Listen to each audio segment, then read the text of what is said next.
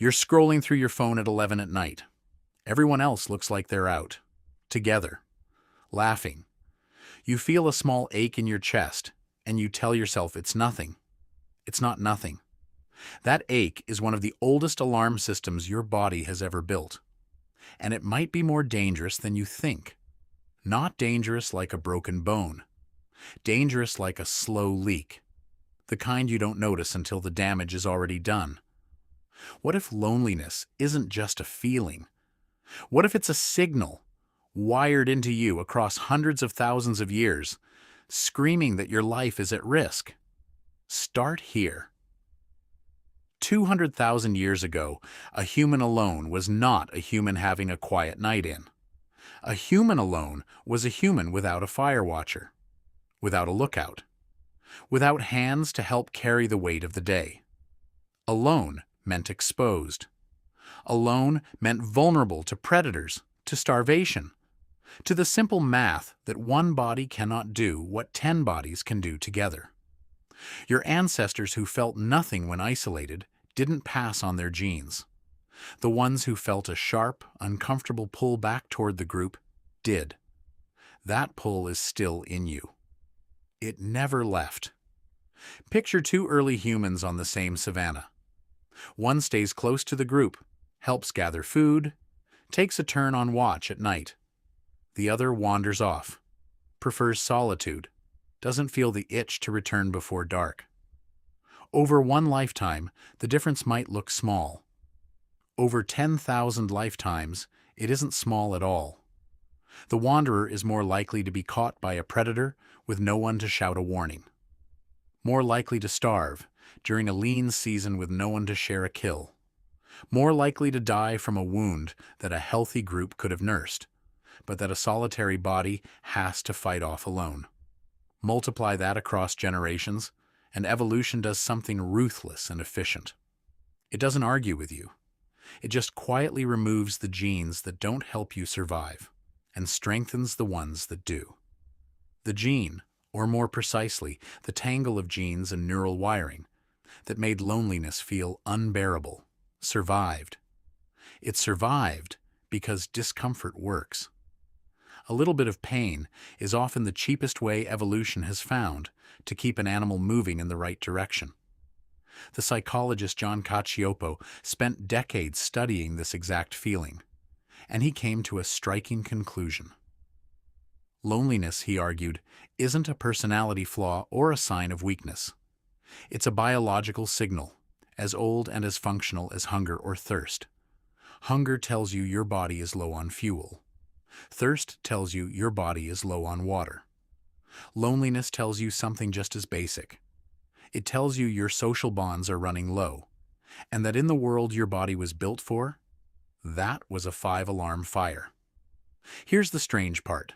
Your nervous system still treats it that way. When you feel lonely, your body doesn't calmly note the feeling and move on. It shifts into something closer to a low-grade defensive mode. Cortisol rises. Sleep gets lighter and more fragmented, because deep sleep was a luxury your ancestors could only afford when someone else was keeping watch.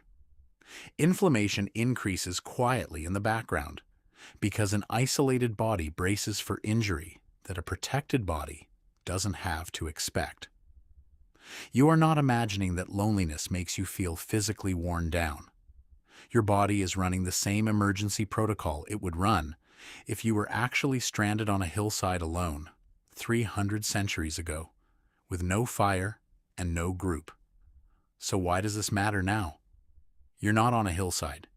You have a locked door, a phone, a refrigerator full of food. Isn't the threat gone? Not according to the data. In 2015, the researcher Julianne Holt-Lunstad led a massive analysis pulling together data from over 300,000 people, and the finding was almost impossible to ignore. Chronic loneliness was associated with a rise in mortality risk comparable to smoking up to 15 cigarettes a day. Not stress, not sadness in general, loneliness specifically. Your ancient alarm system doesn't know the difference between a Paleolithic hillside and a modern apartment. It only knows one thing: you are cut off from the group, and that is not supposed to happen. Think about what that means for a second. The body that evolved to keep you safe by pushing you toward connection is still running the exact same code. It just doesn't understand elevators or apartment buildings stacked with hundreds of strangers who never speak to each other, or a phone full of 500 contacts who never actually call. There's another layer to this, and it's easy to miss. Loneliness doesn't just raise cortisol in the moment. Left running long enough, it changes how your body prepares for the future. Researchers studying the biology of chronic loneliness have found shifts in gene expression tied to immune function, specifically a pattern where genes involved in inflammation get turned up, while genes involved in fighting viruses. It's an ancient trade-off. A body bracing for a physical fight, a wound, an attack from outside, needs inflammation ready to go. A body embedded safely in a group, protected from that kind of danger, can afford to focus its immune resources elsewhere. Your cells, in other words, are still making a bet about what kind of world you live in, and chronic loneliness tells them to bet on danger. That disconnect between how many people surround you and how connected you actually feel is where the real danger hides. Because here's the twist. Loneliness was never really about how many people are around you. It was about how many people you can rely on. Your ancestors didn't need 100 acquaintances. They needed a handful of people who would notice if they didn't come back. People who would share meat when the hunt failed. People who would sit up through the night if you got sick. Anthropologists studying small-scale societies have found that humans evolved to function well within tight circles of maybe 5 to 15 close relationships, not sprawling networks of hundreds. You can be surrounded by people at work, at school, in a crowded city, and still feel that ancient alarm ringing, because your brain isn't counting faces. It's counting bonds, real, tested, reliable bonds. And modern life has quietly made those harder to build than at almost any point in human history. You move for a job. Your neighbors change every few years. Your closest friends live in different cities, sometimes different countries, and the group that would have once shared your fire is now scattered across a dozen group chats you barely check. Compare that to how your ancestors actually lived. In most hunter-gatherer bands, you would have known everyone, not known of them, known them, their voice from across a clearing, the particular way they laughed, whether they could be trusted with a secret or a spear. That kind of knowing takes shared time, shared meals, shared boredom, the unglamorous hours that build real trust. You don't get that from a passing wave in a hallway or a like on a photo. Your nervous system seems to know the difference too. Digital contact can soften loneliness a little, but researchers keep finding that it rarely replaces the physiological calm that comes from being physically present with someone who knows you well. A voice on a screen isn't the same signal as a hand on your shoulder. There's a researcher who spent more time studying this than almost anyone alive. Robert Waldinger directs the Harvard Study of Adult Development, a project that has followed the same people, and later their children, for more than 8 decades. Across all of that data, one finding kept surfacing above every other factor they measured. Not wealth, not career success, not fame. The strength of a person's close relationships was the single strongest predictor of how healthy and how happy they would be later in life.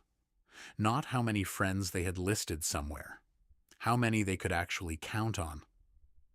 That's the reframe. Loneliness isn't weakness. It's not a character flaw you need to fix by trying harder to be interesting at parties.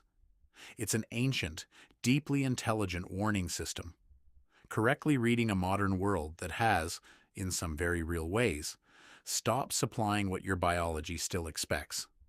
So what do you do with an alarm system that never got the memo that the world changed? You don't ignore it. Ignoring hunger doesn't make your body need less food. Ignoring loneliness doesn't make your nervous system need less connection.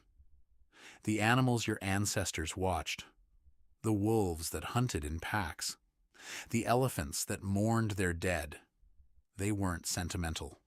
They were running the same biological math your body still runs. Connection isn't a nice extra. It's structural. It's part of how a social animal stays alive long enough to reproduce. There's a reason isolation shows up as a punishment across almost every human culture in history, long before anyone had a word for cortisol or inflammation. Exile, banishment, solitary confinement. Every one of these treats separation from the group as one of the harshest things you can do to a person, worse in some cases than physical pain. That's not an accident of culture. It's culture accurately reflecting biology. Somewhere, deep in the instincts that built these punishments, people understood something your body still insists on today. Being cut off from others isn't a minor inconvenience. It's one of the oldest threats a human being can face. Here's what's strange, and maybe a little hopeful. Your brain doesn't need 100 new friends to switch off the alarm. Research on social bonding suggests it can respond to surprisingly small signals. A short, real conversation. Eye contact held a beat longer than usual. Someone remembering a detail about your week and asking about it later. These aren't grand gestures. They're the modern miniature version of what a